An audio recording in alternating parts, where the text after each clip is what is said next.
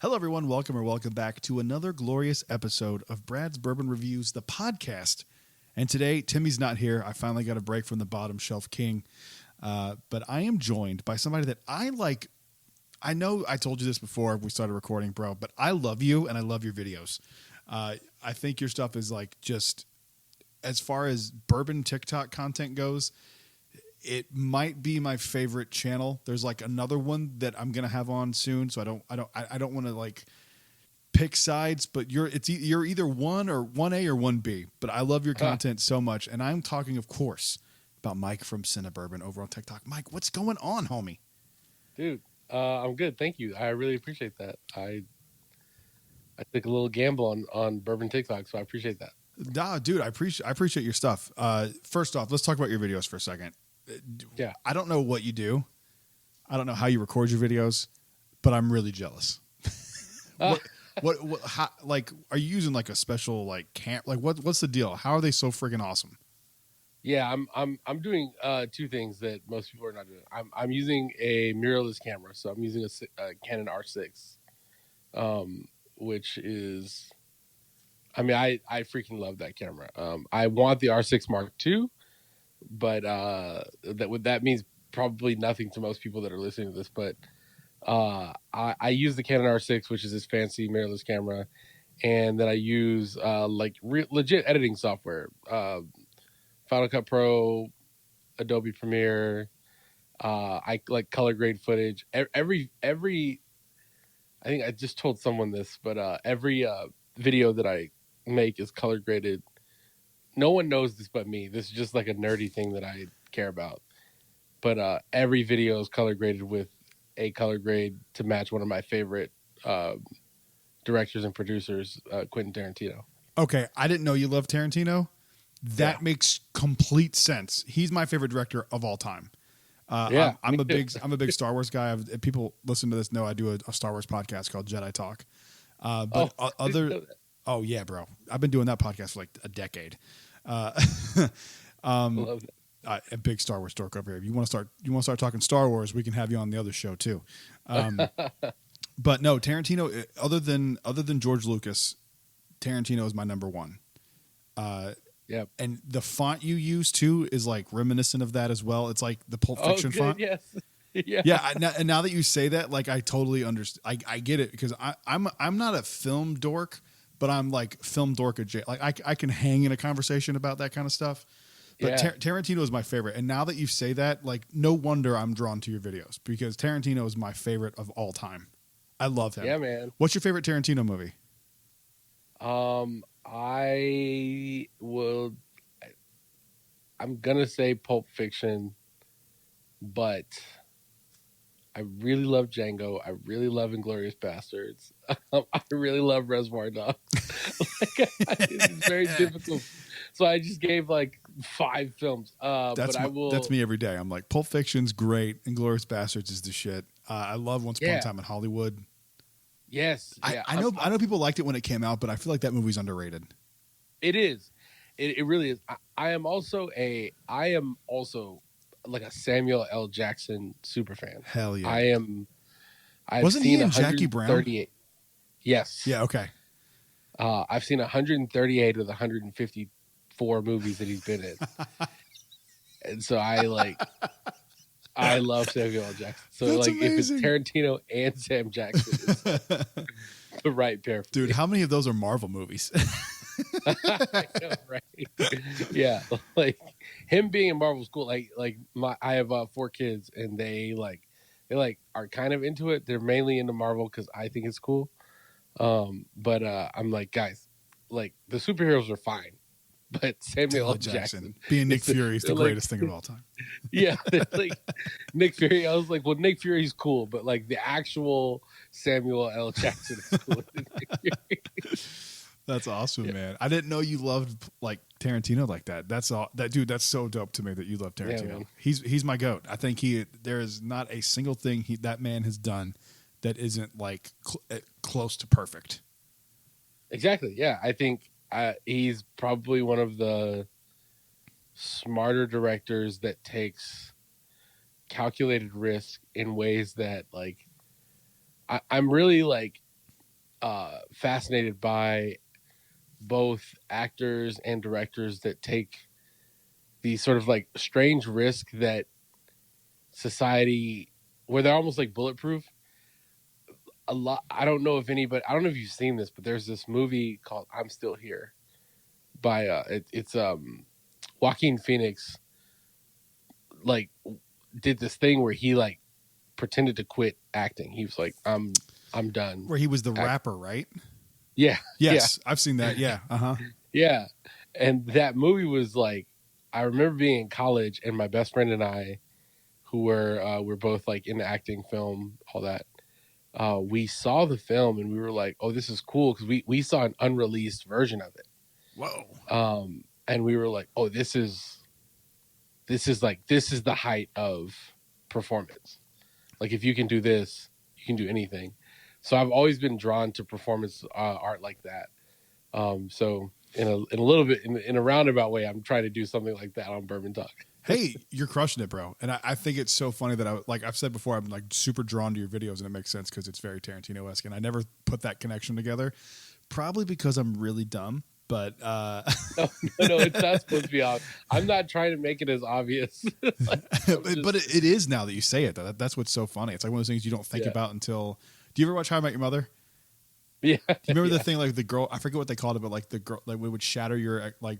Someone would bring up something that you didn't notice about your girlfriend, and then it would ruin it for you. Oh yeah, it's like the opposite. And I saw it, and I'm like, nah, that's why I love it. yeah.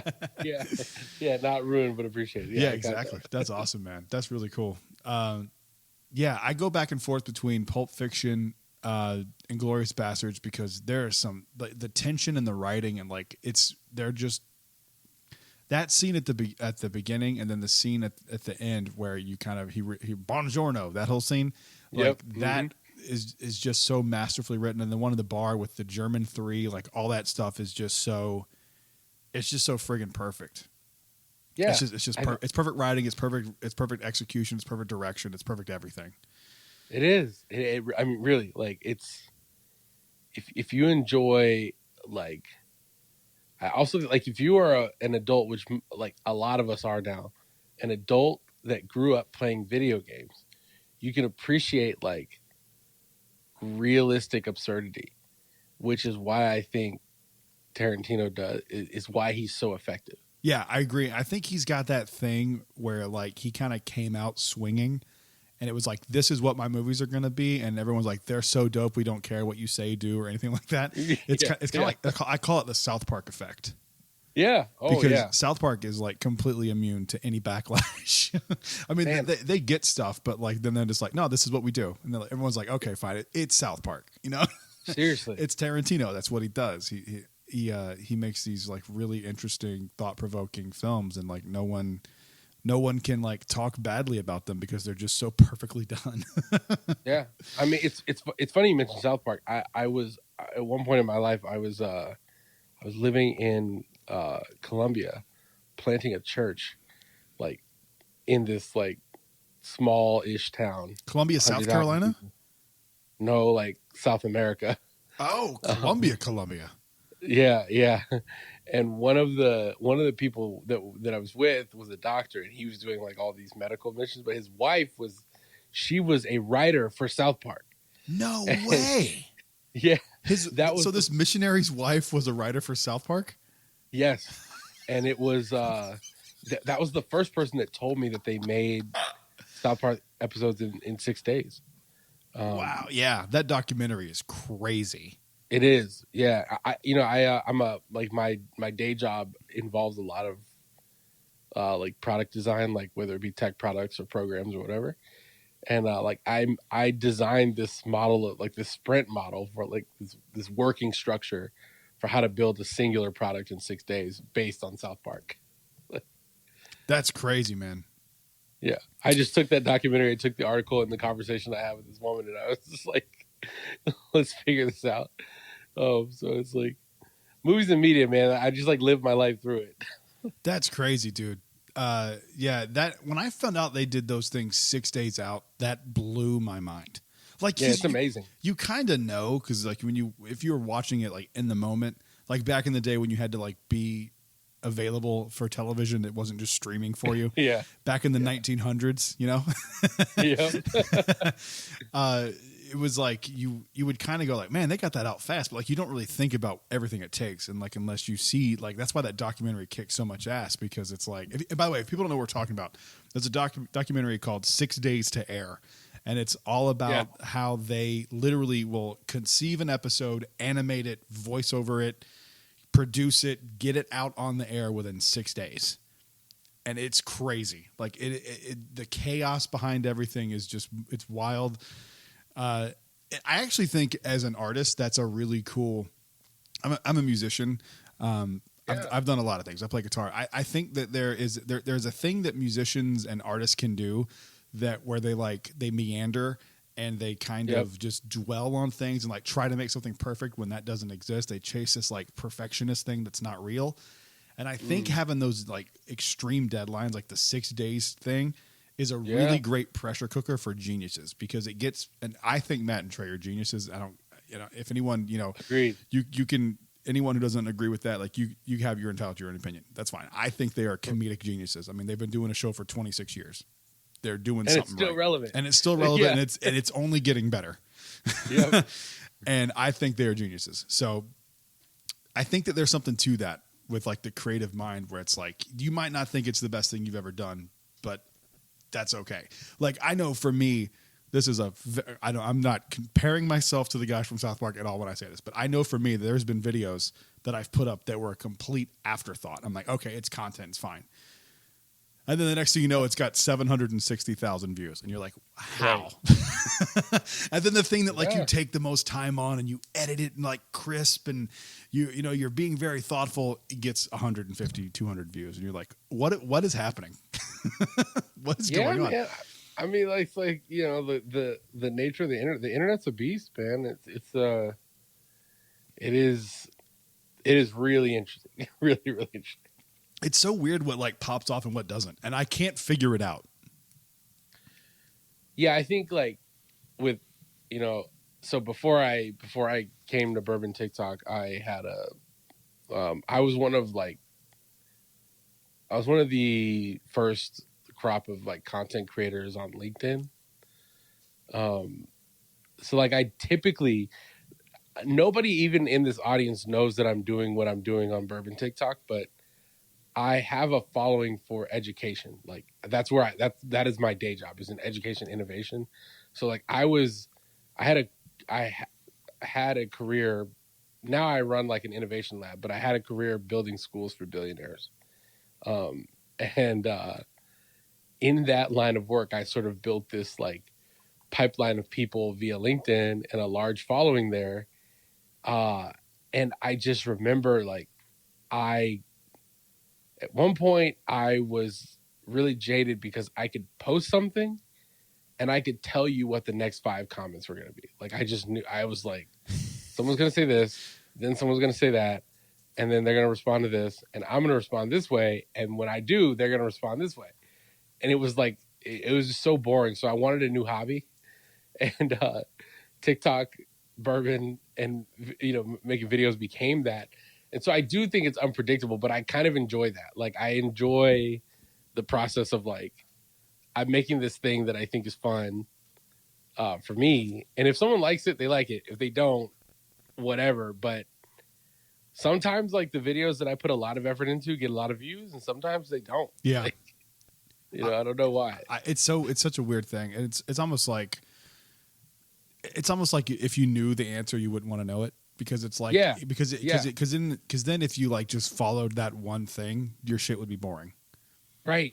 Exactly. And it's like, good to have like a whole catalog of content, right? Like my bourbon reviews, Brad's Bourbon Reviews, the podcast, but my actual physical reviews are like the least viewed thing on my TikTok channel. There are some that have like, gotten some views, but like as a whole. Yeah, you had some that went crazy.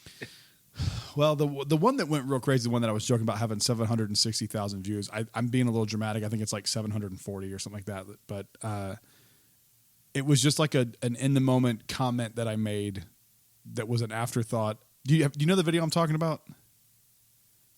I know that I've seen like you did like 5 bottles that I will never hunt again, Oh or 5 yeah, bottles that no, are, not that one. That one's I stand by that video. I would never buy any of those yeah. bottles again. This one was one I was at a Walmart liquor store, which, you know, you're at Walmart. It is what it is. Oh yeah. And did you see this one? The guy Yes. Tim Smith had a bottle of bourbon that he aged in 24 hours, and I thought it was dumb because Yeah. like, why the fuck would you do that? It makes no fucking sense. And I Right. stand by that. And then people started commenting that he's like, no, he's got this like, and this is where like marketing just is like, holy shit, people are brainwashed. They're like, no, he can replicate 5 years of aging in 24 hours. It's like, no, he can't. Yeah, no, no, we you can't. Yeah. And so like that like kicked off these comments, and like I think the video has like 30,000 likes or something insane. Yeah. No, I the video I was thinking about was you were like you did one that was like, these are 5 bottles that are not worth the hunt or something like that, or maybe it's that they were worth the hunt. And the guy who comes after people wrestling with whiskey, he was like, these are store picks, you can't use these. And I was like, why not, dude? Why not? I bought them and I wouldn't buy them again. They're Exactly. they're valid. It's valid. Exactly. I was like, the title of the video is like, bottles that I would not buy, not like you wrestling whiskey, not like random Dave from Iowa. Do you know how stupid it is that you have to go like, hey, this is just like, I feel like every video I have to go, this is just my opinion. Why do we have to do that? Of course it's my opinion. What am I speaking for everybody? What are you talking about? Yeah. Like, come on, use some fucking common sense, man. It's ridiculous. It's like, it's out of control, honestly. The amount of dummies on the internet. It's just, oh my god, it's actually pretty interesting. I don't even know if they're dumb. I think they're just bots. I really do. Sometimes user 04567974. Like, why would you have no posts, no follow? Why would your comment bother me? Right.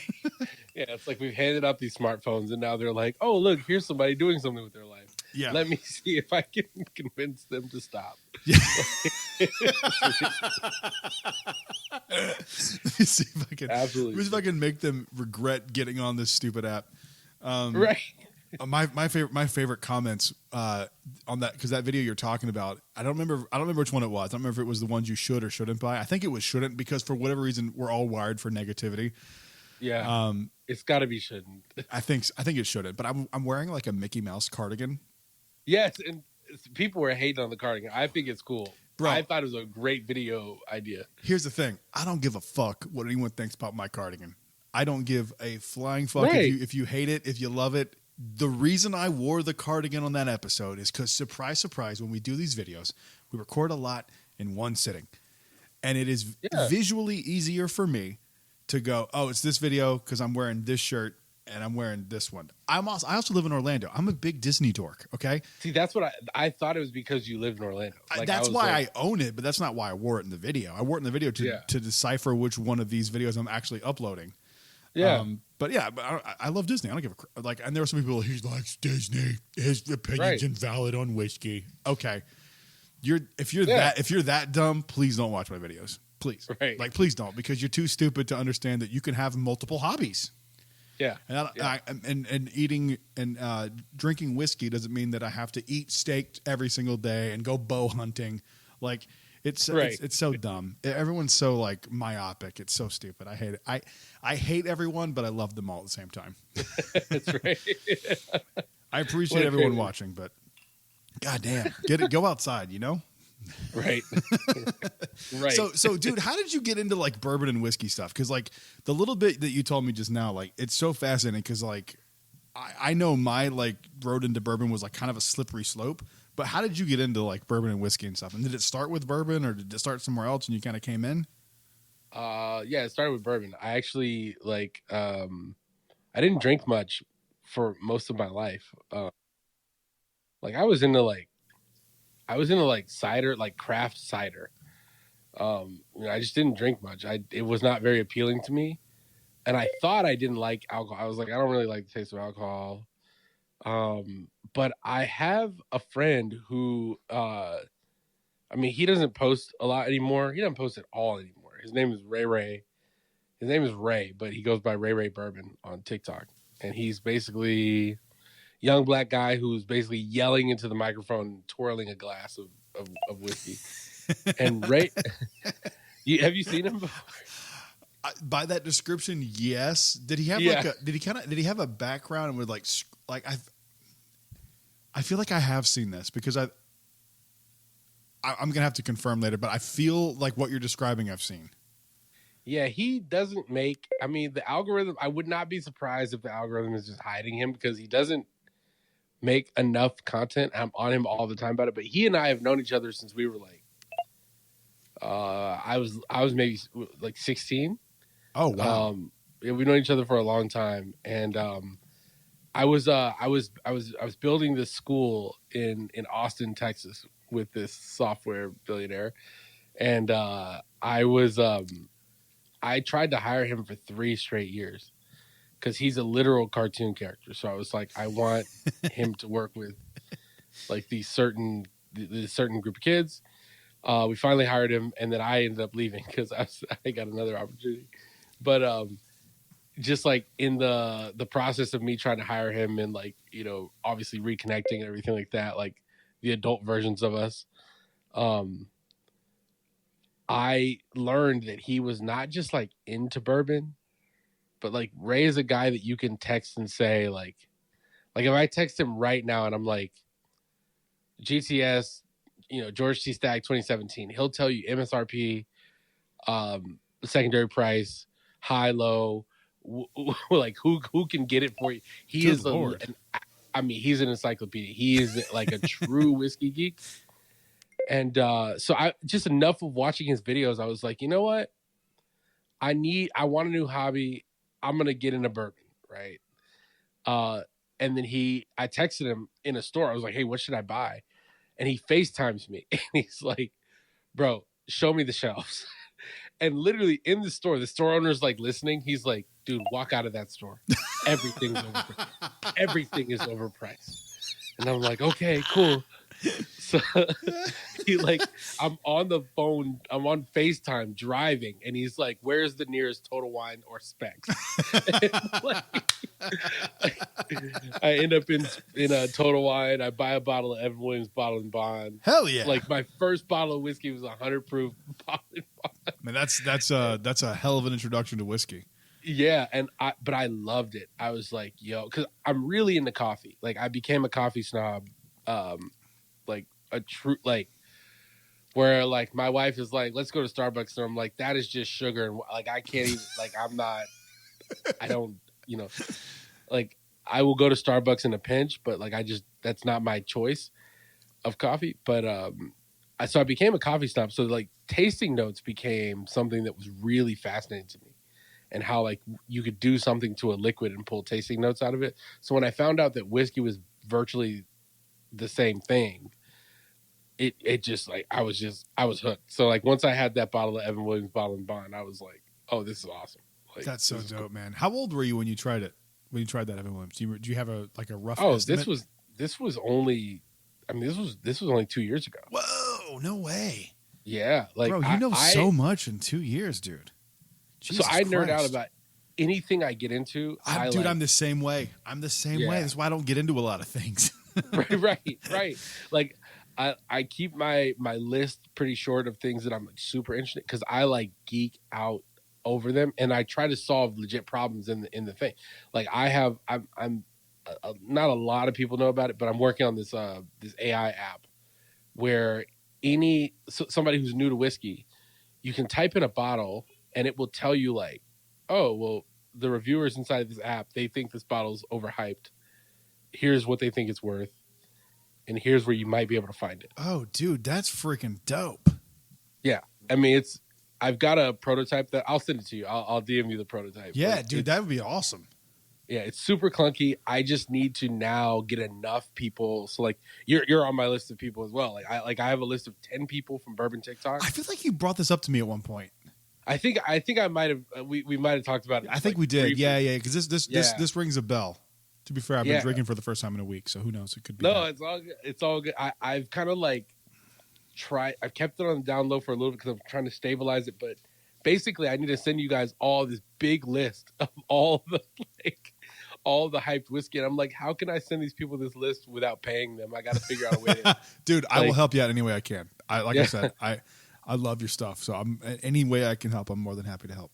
I'm legit trying to work out a barrel pick with people and being like, everybody who comes to this barrel pick, I just also need you to do this. When and where is the barrel pick and who's it with? You got to give me some details. I'm slowly they're not as responsive as I want them to be. Is it but still Austin? I'm trying to work with Still Austin. Yes, I'm trying to. that was just a guess because I know you live in Texas. Yeah, I'm not having a lot of success with some of these brands, but I just became. Do you want me to step in, Mike? Do you want me to step in and go like, hey, let me throw my several people that pay attention to my videos around. Right. I need to get like Bruzel or like I know Bruzel's doing a pick with them. Someone like Ryan. But I just got an affiliate link with Whiskey Wisdom. Oh, cool, so man! That's awesome. So I'm like trying to use those connections to do, because I'm like I want to at least pay people in whiskey to like give me their thoughts on 100 bottles and see what we can put together. Hell yeah. And I want the app to just be totally free. Like, it's easy to build. But for like a beginner, like somebody who's like, oh, I want to jump into this whiskey thing, but like maybe like this person that I DM'd is not getting back to me fast enough, or they're not getting back to me at all because they have so many followers they can't keep up, right? Like, people got day jobs too, so like, yeah, I know how that goes. Sometimes you can't get to everybody. I know how that goes, man. Yeah. So you said you didn't. Did you? This is something that I love talking about because I think it's just interesting to me. Did you drink before you were 21? Oh yeah. Yeah. I mean, I think I'm the only person that didn't in the world. I said this in a live and people don't believe, but I've never been drunk in my entire life. What? But yeah, not one time. Wow. But when I got to college, I went to Texas State University, which now like our football team, I don't want to say they're good yet, but they're better than I've ever seen them. We're 2-1. I'm an Alabama fan. We're having a rough year. I mean, yeah, but y'all. Let's put it this way: Texas State University is 2-1 right now, and we've never seen that. Like, we're like, what? Two wins? Alabama gets mad if they lose one game in a season. Exactly. We're not undefeated. Yeah, we win 2, and we're like, this might be it, y'all. Like, this might be the turnaround. This is the best it ever gets is 2-1, bro. Yeah, let's go. I mean, we had that's like my high school football team. Transfers. That is holy shit. That's crazy. Yeah, so like Colorado, so like Deion Sanders was number 1. He had like 82, and we were number 2. We had 75 transfers. That's hilarious. So, yeah, we got this coach in there, and he's like, I'm about to turn this program around. And we were like, yeah, right, because we've heard this for many years. But we were like, oh, he meant that. Like, he's serious. Who was the head coach? I don't even know who the head coach is there. I don't even know his name. That's wild. Yeah. Let me actually look him up. But shouts out to him for getting the damn thing done. I mean, at least, hey, if you guys were that bad, 2-1 sounds pretty good. I as an Alabama fan right now, it would take 2-1. I think we're 0-3, right? Yeah. No, y'all won 1, right? No, I haven't watched this season because my Saturdays have been uprooted by my daughter doing cheerleading. Oh, so I have yet to watch an Alabama game this year, which is upsetting. But I am a diehard. I'm 34 years old. I grew up watching Alabama. I was born in Alabama, raised in North Carolina. When I was 4 years old for Halloween, I wanted to be an Alabama football player. I am not a bandwagon fan. I have been there since I was a child. I stuck through the Mike DeBose years, okay? I am a fan of Alabama. I hate when people do this shit where they latch onto a successful team. That is not the case. The team that I liked happened to become successful. It's like Bill Burr with the Patriots. Yeah. Well, they're 3-1, so that's good. Who, you guys or us? Alabama's we're 3-1. I thought we were 0-2. My friend lied to me yesterday because I was hanging out with my friend Kevin, who's from Alabama. He was like, "Yeah, dude, we're 0-2," and I was like, "I'll take your word for it. We're 3-1. We're not even as bad as I thought we were." Yeah, no, 3-1. I'm gonna kick Kevin's ass. He lied to me. Yeah, you beat South Florida. It That's was that not you saying lost much. to Texas. So losing to Texas was the big one because Okay, yeah, because that's a real like opponent versus South yeah, but Florida. I live also in like Florida. That's not a real opponent. like the history though, Yeah, that's a like Nick rivalry. Nick Saban was so he before he took the Alabama job, like he interviewed in Houston or Yeah, uh huh. in Houston. He interviewed at In Texas in Texas, yep. Austin. Mm-hmm. And he basically was like, "Hey, I need your boosters to like take a big step back and like not interfere." And they were like, "Oh, sorry, we don't do that." And he's like, "Oh, well, I'm out." Oh, sorry. Well, And I he guess went I to don't. I Alabama. guess I don't coach here. Have a good one. Yeah, yeah. Then he goes to Alabama. But like so, like Nick Saban was always like the like, oh, we could have had Nick Saban, Man. and so Oof. Yeah, that's a tough yeah, one. but they it's and UT's coming to the SEC, so big deal. Big deal. That's nuts. Yeah. I mean, but it makes sense because they're consistently good enough. They've beaten a few SEC teams a few times. Like to me, and I'm 100% biased. To me, the SEC is college football. So yeah, sorry about that. We had to stop recording in the middle, right as like we had a good momentum going. Now we're gonna build it back up. But so I don't know if I'm gonna leave everything in. My fiance, you probably heard her screaming in the background. We have an 18-year-old dog. His name is Duncan, and he is very old, very frail. And apparently, she was in the bathroom getting ready for bed. He jumped off the bed, hit his head on the nightstand, I guess, and like fell on the floor and hurt his arm. It's not broken. Oh, no. It's not broken or anything, but he I guess he got his bell rung, but his little arm is messed up now. So. Yeah, if you heard screaming in the background of that episode, I apologize. That's what happened. He's old. It is like Holly's family dog that she's had since she was, he's 18, so she's 34. So since she was like a teenager, he's been around. So, yeah. So sorry about that. But what were we even? And then he bit me in the face. That was fun. So I'm bleeding now. But what were we talking about? We're talking about Texas football. Is that what we're talking about? We ended up talking about football, but yeah. We were talking, about how I got into whiskey, which was like has to do with me being in college, and then we were talking about football. There you go. Okay, yeah. I got. It's so funny because like talking about getting into whiskey, man. The first alcoholic drink I ever had was on my 21st birthday, and it was a bottle of wine at Carrabba's. I went out with my family, and I got like a bottle of red wine, and that was my experience with drinking. And then at the dinner, a family friend named Tom got me a bottle of Jack Daniel's Old Number 7. And so I went home with my boys, and I was like, let's crack this thing open. Like, I don't even know so I grew up in a very religious family. No one in my family drank, ever. Period. No one did. I knew nothing about alcohol. So we cracked that bad boy open. I had heard of Jack and Coke. Everyone's had Jack and Coke. Everyone knows what a Jack and Coke is. So I started making Jack and Cokes, and I'm like, I guess you do half and half. And as someone who didn't drink ever in his entire life up to that point, me and my boys got blackout drunk. And that was like my introduction to whiskey. And ever since then, like, it's been a slow like build up to being obsessed, and now I'm fully in. Now I went from having like a few bottles of E.H. Taylor and a few bottles of Blanton's last year to now having like 150 bottles in my collection. So it's weird, man. I think it's just one of those things like we were talking about before. Like you and me both get really, really, really into stuff, and I just got really, really into it once I realized like, again, I didn't know anything about alcohol. No one in my family drank. Grew up really Southern Baptist, super religious. So like I watched a documentary once, like it was like a how it's made kind of documentary on Jack Daniel's, just because I was curious. I was like, how do they make this?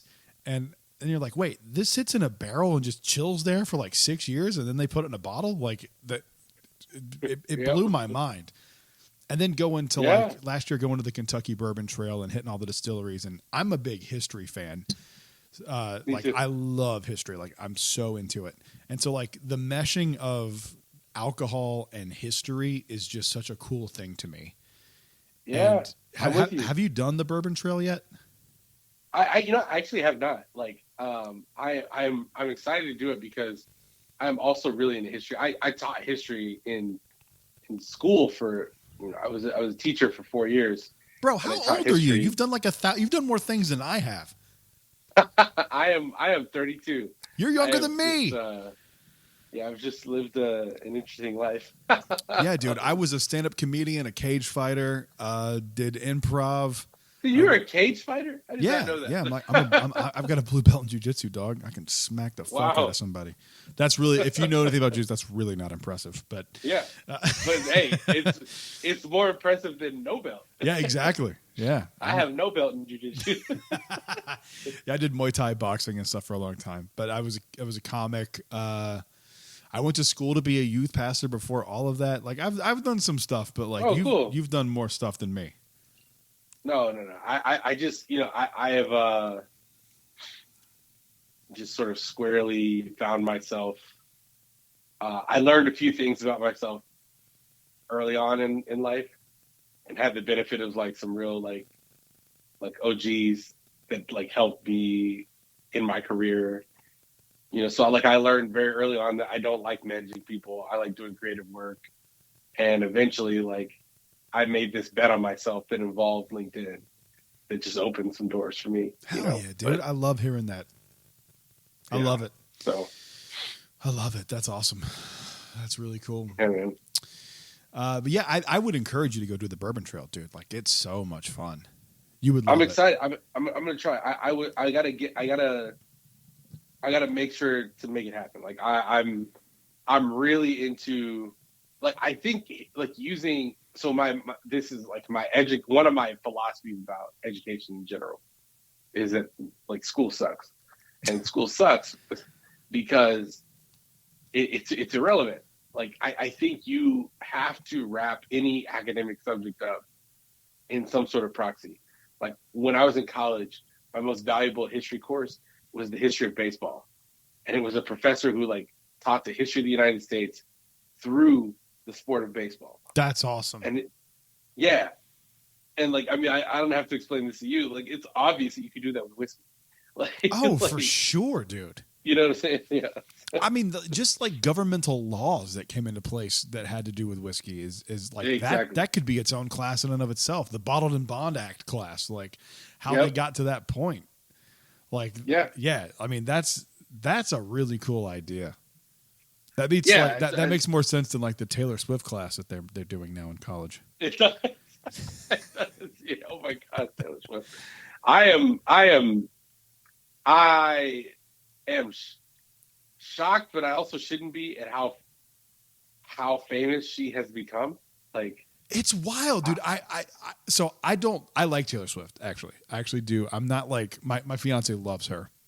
We're actually going to go see the Eras tour, not in person because tickets are like $40,000 and I'm not doing that. Right. But we're going to like the movie thing that they're doing, which I actually think is kind of cool because you get like it's better to do that than go like sit in the nosebleeds. Yeah. So, which is the only thing we could afford. I mean, the tickets are normal like, people. Like, tickets are like people. Insane. But I completely forgot what we were talking about. Jesus Christ. What were we talking about? We're talking about like teaching history through other stuff, and I guess there's the Taylor Swift course. Yeah. Oh yeah. There's a Taylor Swift course in class where they're like they're like the meaningness of her songs. You're like that's not. Oh, wow. That's not a thing. There's plenty of artists that you could go like the meaning of, like, I like her, but is it that in depth? Yeah. Like my favorite band of all time is Led Zeppelin, and I love their music. But at the end of the day, the lyrics are just what they are. Like sometimes there's not much more to it. I mean, the song "All Too Well" from Taylor Swift is a good song, but like it's pretty straightforward. Like I don't think you need a fucking class about the complexity of Taylor Swift's songwriting. I mean, it's all pretty out there. That's fascinating. I did not know that exists. It exists. Like I just feel like the last I heard of her was like, it feels like there was the Kanye incident, and now she's like more famous than Beyonce. Like I was like, whoa, I was watching people like, I saved up for 10 years so I could go to one of these, and I was like, what? Dog. Imagine. Oh my God, that is so that to me, I don't want to be shitty to anybody, but to me that's kind of sad. It is. I mean, There's got to be more fulfillment in your life than saving up to go see Taylor Swift. Exactly. Like, she can be talented. I don't know not one of her songs. Yes, you do. Hey, yeah, you do. I don't. Hi. I'm oh, well, I guess I do. Me. Yeah. You know I what, know the TikTok bro, you know, I didn't know that was her. You know a ton of her music. Yeah, I thought that was Dua Lipa. But I was watching football today, trying to watch football, and the Chiefs Bears game basically became like the Chiefs scoring and Taylor Swift reacting. I was like, whoa, she's that famous now. Like, yeah, dude. She made $1 billion off this tour. She made $1 billion. That's wild, dude. That's crazy. I mean, hey, I ain't mad at get that money, Taylor. Get that money, dude, for real. I mean, I ain't mad at you. There's a lot of like semi-depressed 13-year-old white girls apparently. Right. Man. Are you drinking anything tonight? What are you drinking? Jack Daniel's single barrel proof. Oh, the rye? Nope, just the bourbon. I've got the rye. I was like, should I bring that up here? But I was in a TikTok live where we were talking about it, and I was like, look, this is like, there is, it's allocation season, so everybody is trying to find everything. And I there's a store that I go to often, and they got 2 bottles of Maker's Mark Cellar Aged. Oh, shit! Did you get one? No, because here's the prices. If you have points, you can spend 2,000 points to get the bottle for $300. Yes, I don't even know the point system, but unless you're getting $1,000 1,000 points, $1 spent, that ain't worth it. Exactly, it's $1 per point. Yeah, so you got to spend 2 G's to then be able to buy the thing for double MSRP. Get the fuck out of here. Exactly. Get the fuck out of here. Or you can spend no points and buy it for $500. And I was like, that's cheaper. Did they not realize that's cheaper? It's cheaper. But the thing is like secondary, you're starting to see them dip. Like they're starting to go for $450. Well, like the rumor is that like when it first dropped, everyone was talking like Fred Minnick was sucking this thing off like it was the second coming of Christ. Which I don't know how you feel about him. But I'm annoyed by Fred Minnick. Okay. I think as bourbon creators, we need to come together on this because I'm also annoyed by him. There's a few things. I bought that bourbon book that he wrote a few years ago, and there's a few things where I'm like, I think this guy's just a cunt. Yeah. No. He like shits on people for like thinking that they had like this family history to Elijah Craig and they didn't, and he like shit on them. And then I think it was either the cellar aged review. I can't remember exactly, so I'm gonna kind of cover my bases here because I don't watch a ton of his content. But I was curious about these 2 bottles, and so it was one of these 2 videos. It was either the Four Roses 135th anniversary bottle that he got and did a review of, or it was the cellar aged one.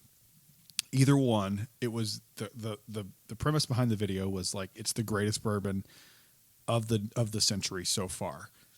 And he's like, in the video, he says, I don't get excited about most things, and this makes me excited. And that, as a bourbon reviewer and as a consumer, really pissed me off because what you're saying is, hey, these big distilleries send me shit, and I don't give a fuck. Right. I've tasted things you'll never see in person, and none of that is worth it. But this is, and that made me so upset. I understand what he's saying because if anything becomes a job, right? Like, let's say that this took off for both of us, and this was our full-time job doing bourbon-related content. At a certain point, it's a job, and I totally understand that. Exactly. Hell, I'm going to break down. But like at a certain point, like it would get normal. And I understand that, but I don't think you need to say it. I think we all understand that. Like I think we all get it. I think we all are adults and we all kind of go like, yeah, it's a job. Like you do this for a living. Yeah. Yeah, But like that's not the way to say it. You know what I mean? Like you're getting sent the entire BTAC collection every year to fucking review because your name is Fred Minnick and you get like a third of the views that I get. And I'm just being honest. Right. I mean, Fred Minnick is clearly paid for his opinions. But he doesn't have bad opinions typically, but like I just feel like that is exactly. that's a really shitty way to kind of flex on the entire community. Right. Yeah. I also think like there I don't know if people I don't know how closely people follow things outside of but I exist in the startup ecosystem. So like in the startup ecosystem, Gary Vaynerchuk, which a lot of people know. Is that a crypto guy? No. So Gary V. I know Gary V. I know that name. Is he like he's the guy that screams at people, right? That's why you're poor. Is that guy? kind of. Okay. Kind of. So Gary was an early investor in. His story is that like his family's from Belarus. He worked at his dad's liquor store from the time he was like 16 until he graduated from college. Turned his dad's liquor store from a $2 million business to a $60 million business. And with the money that he made, he was the earliest investor in Facebook, Snapchat, and Twitter. He was an early investor. Wow. So he runs maybe the most successful social media marketing agency on the planet. And Gary will do these things like I tell you, Gary V created TikTok. Like he is not a founder. He was not a team. But when Musical.ly said, "Oh, we're going to switch and we're going to become TikTok," Gary V went online and said, "TikTok is the future." And he is so influential in that space that everybody went on and got on TikTok. That is what Fred Minnick is to bourbon. If Fred Minnick says Maker's Mark Cellar Age is the best thing, it's a competitor. It beats Pappy. Everybody's like, all of a sudden, stores are like, "Oh yeah, I know I should be charging $150 for this," but now it's $200. But where does that come from? Because not everybody watches him. Like I know people who don't even know who the fuck he is.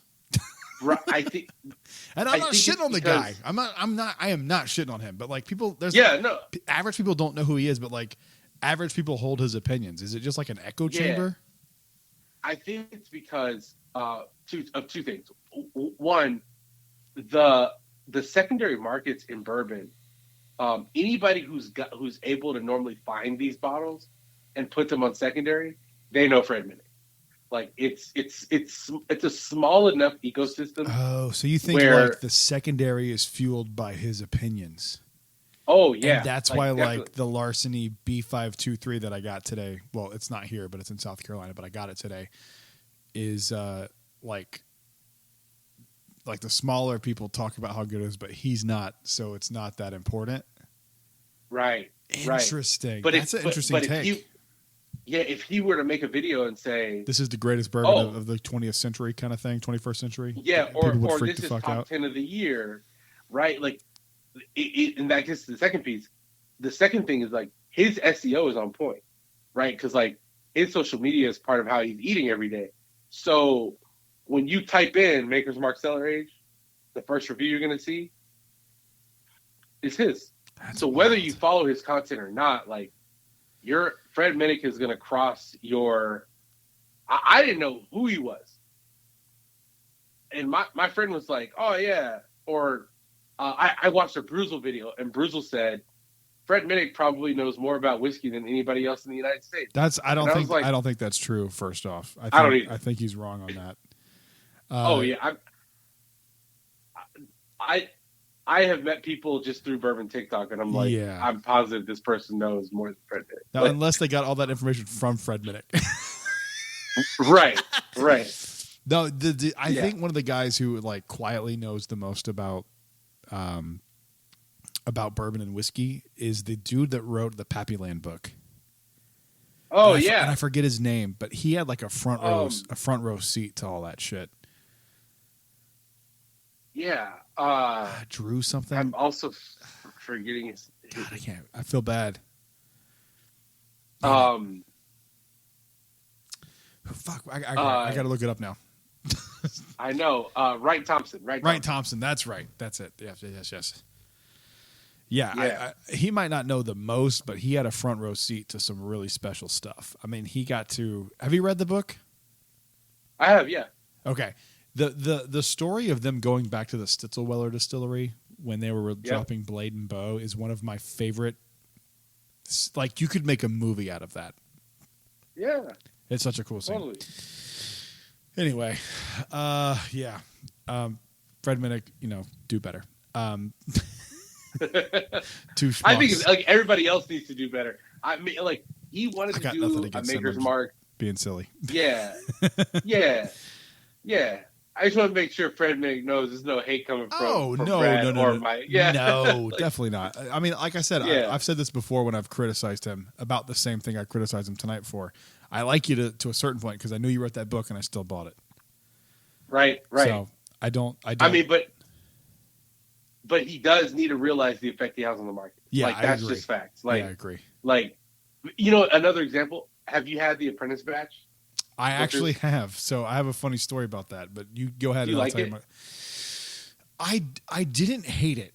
When I first opened it, you can watch the review I did of it on TikTok. I thought that it was like super aggressive on the nose, but once it chilled out for a minute, it was really palatable and smelled and tasted like boiled peanuts. Oh yeah, I saw that. I did see that. Yeah. Or like, so, I think the note I said was like a dusty floor full of peanuts, like when you go to one of those restaurants. Yeah, like Texas Roadhouse. Yeah, Texas. I think the restaurant I quoted was Lone Star, which was a restaurant in Charlotte when I was a kid. Oh yeah, okay. Yeah, I don't even know if it was a chain or whatever the hell it was, but we had a few of those in Charlotte, and it was like it smelled like walking into that place because it was just dusty peanut shells on the floor. Yeah, like so I think it's different, right? It's certainly off profile for Booker. But I think Fred Minnick's review was like, "Oh, this is like a wet sock." That's insane. Like it's boiled peanuts. Like, I mean, like it's boiled peanuts. Right. Like his review he was basically like, "This is so bad," and as a result, Booker's Princess batch is like sitting on shelves. People are just not buying it. Crazy if he has that much sway. Could you imagine? Yeah. Could you imagine having that much power? Like that's right. wild. Yeah, I mean, did you like it? Because I didn't. I don't think it's as good as like Kentucky Tea, which is my favorite of the Booker's batches that I've had. And that being said, I've had two of them, and it was Kentucky Tea and the Apprentice batch was the only two I've had. So, okay. So I love Booker. I'm not like super exposed to Booker's. I'm a big fan of Booker's. I traded that Apprentice batch for a bottle of Weller Special Reserve, so I feel like I came out on top on that one. I mean, if you are, I don't know if you can like in Dallas, that's not a good trade. For who? But if for you, because it also depends. Like if you for like real? Weller Special Reserve. Oh, I can go into my local store that knows me, and I can get a bottle of Weller Special Reserve for $22. Yeah. Yeah. Wait, you traded the Weller Special Reserve for the Bookers, or you traded the Bookers for the Weller? I got the Bookers for the Special Reserve. Oh, see, you won. But see, I wonder if that was because that person devalued the Bookers. He devalued the Bookers. That was out there. That was part of it. And then the other thing is he lives in North Carolina and can't get Weller, period. So like I get it, because I would have done that if I could, like before I had it, like I would have wanted to try that 100%. I'm not like shitting on that dude because like it worked out for me and I got to try something new and he got to try something new. So it worked out. But I feel like I came out on top on that one because it's you won that trade. Yeah. I am a big fan of Booker. So I think one of the things that made it worse for Apprentice batch is that the Charlie's batch, which was the first release of this year, was so good. It was like, I mean, I have Kentucky Tea, and I have the Charlie's batch, and I was like, I don't know, Charlie's could be better. Like, wow. I had 2 bottles of Charlie's batch, and I gave one away to Dave from David's Rick House, who's also on Bourbon TikTok. But like I think Charlie's batch was so good that people might have been let down by the Apprentice batch. Damn, that The Apprentice good, batch huh? isn't bad. Yeah, I'll send you a sample of it. Please do. I would love that. You have to have this. Yeah, I want you to have this. I haven't. So that doesn't exist here. Like that doesn't. Like I've never once in my life, even when I saw Blanton's on the shelf here in Florida, never saw Booker's. Not once ever. I only started seeing Booker's when I was in South Carolina doing some bourbon hunting, and I was like, okay, Kentucky tea sold. Even though I overpaid for it, it was like $120. Didn't care. Wanted it. Kentucky tea's worth that. Fell in love with, dude. I love that bottle. If anyone's listening to this and you want to trade anything I have for another Kentucky tea batch, hit me up because I would do that in a heartbeat. I've got things I'm willing to trade for it. I'll trade multiples. I love that bottle, but I didn't try it. I never knew anything about it, and so when I tried it, and the thing for me that was so shocking with the Apprentice batch was it was just so different from the Kentucky tea batch. Yeah. So different. Like it was, and they're like aged similarly too. I actually think, just based on memory, that the Kentucky tea batch is a little younger than the Apprentice batch. Yeah. I don't know what they did, but it is certainly off profile for Booker. Normally for me, like I get a lot of chocolate caramel peanuts. Like that is what I get. Like, and it wasn't the caramel in the Apprentice batch felt muted. Like it was kind of there. It also felt like it changed every sip. Like, yeah. Oh no, I totally agree with that. Okay. I totally agree with that. I also think too, like I didn't let it breathe long enough because it had been like shipped, so I think it kind of got, I think maybe the video is hilarious because I'm trying to smell it, and like my whole thing is like I would say 70% of my enjoyment of a bourbon comes off the nose. And I couldn't even get like into the glass without it burning my nose, singeing my nose hairs. It ripped me apart. It's hot. It ripped me apart for a minute. It eventually evened out, and I was able to try it. But man, that one was.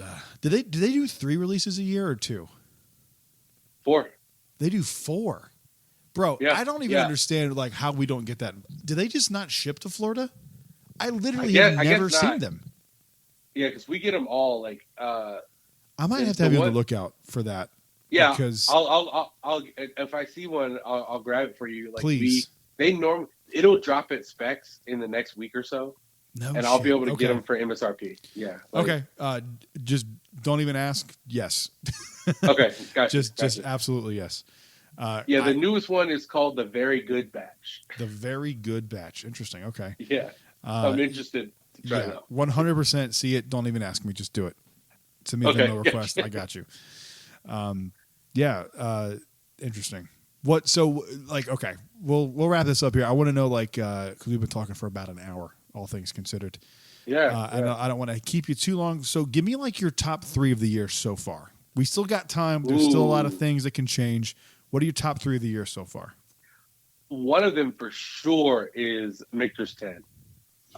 So the 2023 Michter's 10. I'll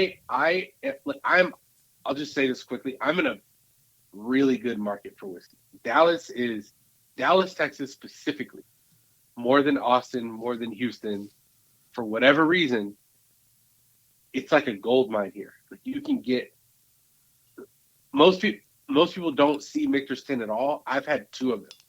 Wow. Holy shit, dude. I've never seen one. It's not even in the ABC vault here. Yeah.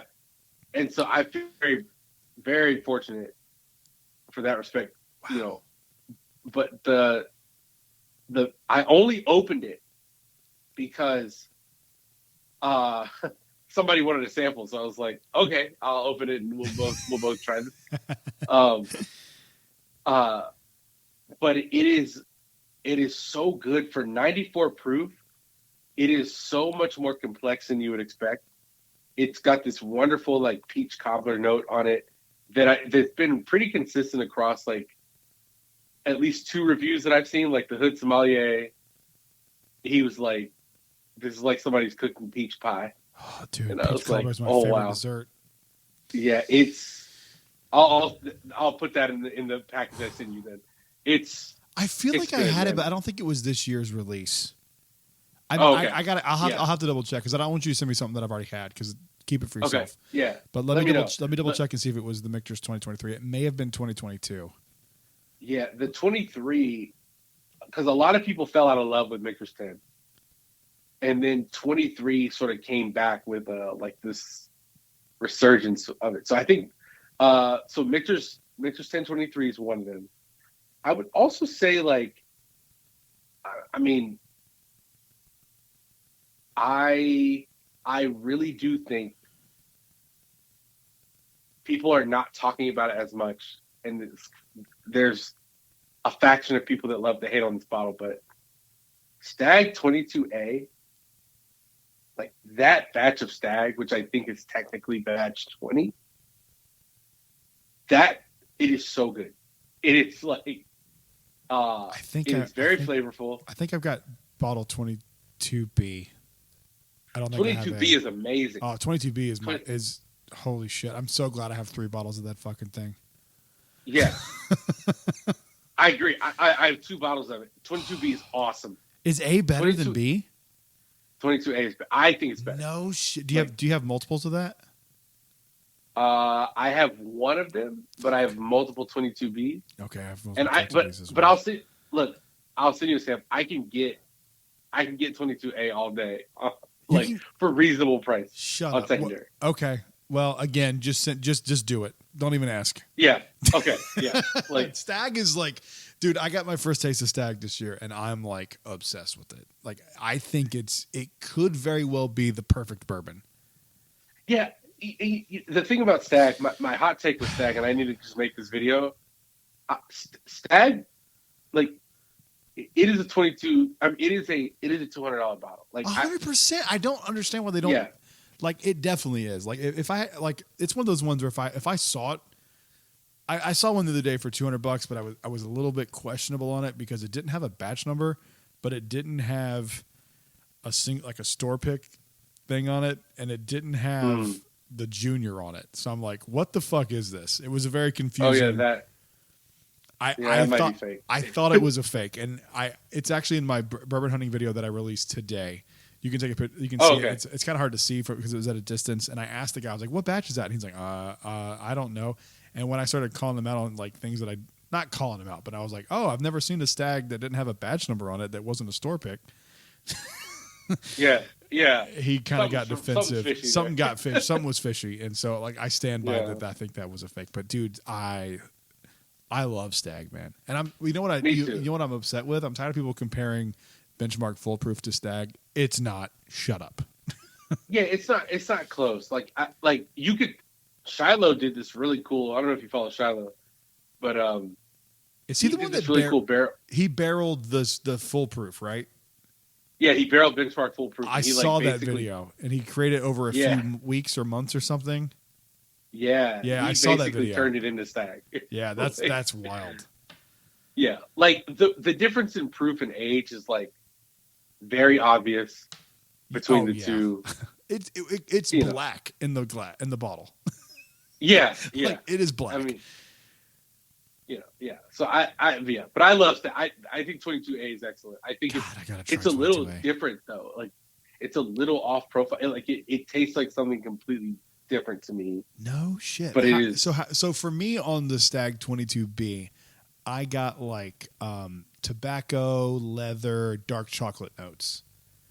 Is it different than that? Yeah.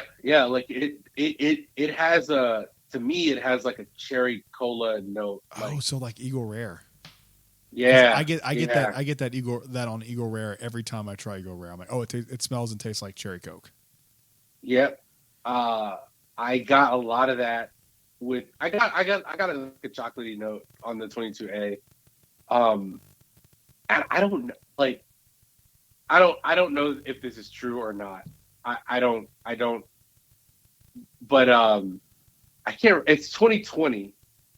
Or 2021. I can't remember whatever year they didn't actually release a George T. Stag. Oh yeah, it was last year. So 2022. Last year. That one they didn't release, and so the rumor is that these are the ones that were left over from George T. Stag because it didn't quite make the cut, right? Yeah. I think the 22A is like there's a very good chance that was probably supposed to be GTS. That's Like, wild. Yeah, that's the rumor, man. And I yeah, when I tasted Stag for the first time, I was like, I don't know how it can get much better than this, and I stand by that. Like, I don't know. yeah, Like, I've had some Pappies. I've had the stuff that everyone wants to try. The only thing I haven't had this year that I'm excited to try is my Russell's 13. I haven't cracked it yet. I got it for 110, which is crazy. that is wild. Insane. And I checked because, oh, by the way, thanks to you, I was able to check and see if it was the right batch, and it was this year's batch that I got for 110. That's great. It was 117.62, I think, out the door. Man, that you're gonna enjoy that. It's this year's batch is really good. I can't wait. I'm waiting to do it because I think what we're going to do is we're going to make that like our housewarming bottle because we're moving at the beginning of December. Nice. Into a nice new place, and I think we're gonna save that as like our housewarming crack. So I think that's you should. So I think that's like I don't save bottles. The only time I've ever saved a bottle was I saved Weller Full Proof from last year for my birthday from November to February 16th, which is my birthday. Yeah, and that's the only time I've ever saved a bottle. So I think I'm gonna do it for this one too, and just kind of save it and make it something special. So. But I'm excited to try great. it. I can't believe I got that for that price. But that's the only thing other than the Stag that I've got. That's an amazing price. I know, dude. I couldn't believe when he told me that. I was like, okay, until you ring it up, and then you're like, oh wait, it's $400. Like that's literally what I thought was going to happen. But outside of that Stag Junior, like to me, that to me is like about as perfect as something can get. Now I've heard good things about the Russells. That's why I brought it up. But Russell 13 is great. I just don't know how it gets better than Stag. I really, really don't, man. Like to me, it's just perfect. It's like I'm a wild turkey fanatic. Like I love wild turkey, and this is my point about why Stag is actually a $200 bottle, because if Russell's Reserve 13 retails at $150, Stag is better than it's definitely $50 better than Russell's 13. Agreed. Well, I haven't had Russell's 13, but I agree in the general sense. I think it's better than anything I've ever had from Wild Turkey. Yeah, it's better than the Master's Keeps. Like, I gotta send you a bottle I got from Southern Spirits that was their Russell's Reserve 10-year pick. Or I think it was maybe not 10-year. No, was it 10-year? Maybe not have been. Either way, I haven't opened the 13 yet. Obviously, like I said, 37 times in this episode, but I got to send you a sample of that because to me, that is the best Wild Turkey product I've ever had. Nice. I'll send it to you. Yeah, I would love it it to you. Yeah, I want to have you try it. I'm also really stoked that you liked my barrel pick. Yeah, dude. Yeah, what was that again? So it's a distillery called Southern Grace Distilleries. They're out of North Carolina. They do a bourbon called Conviction. And the thing I love about the company is they do... I sound like a fucking rep for them. I'm not. I love them so much though. But they do single barrel proof everything. So like when you buy a bottle of Conviction, you're buying a bottle from that barrel. It's single barrel. They bottle it at barrel proof. There are exceptions.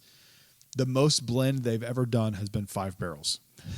That's the biggest blend they've ever done was 5 barrels. So that was just their Founders Reserve. They do an annual release every year called their Founders Reserve.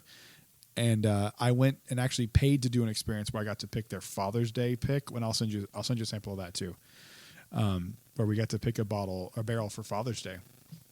And I was talking to them afterwards, and they knew who I was. They had seen me review their stuff before because I'm just a fanboy. I love them. And then later that week, they invited me to come do the barrel pick for their Founders Reserve for the year. So I was able to do that, and that's what you got. So that was I was excited that you liked it. I would have been really upset because I would have been like, "Oh my god, I suck," because it was really good. And their mash bill is wild. It's like 88 corn, 12% malted barley, something like that. I love that. I'd have to double check, but they don't use rye. I don't think that's why it was super super super sweet. I think that. Like I was tricked. I was like, "Oh, this is weeded. It has to be. It has to be weeded. It has to be high corn." It was great. Very smooth. Very nice to drink. I'm going to send you a care package for coming on the show. I'm going to send you a few things. I'm going to send you my favorite conviction barrel that was like just a regular release. It was barrel 363. I'm gonna send you a few things for being on the thank show. you, man. Yeah, of course, buddy. I appreciate it. Keep crushing those videos, dude.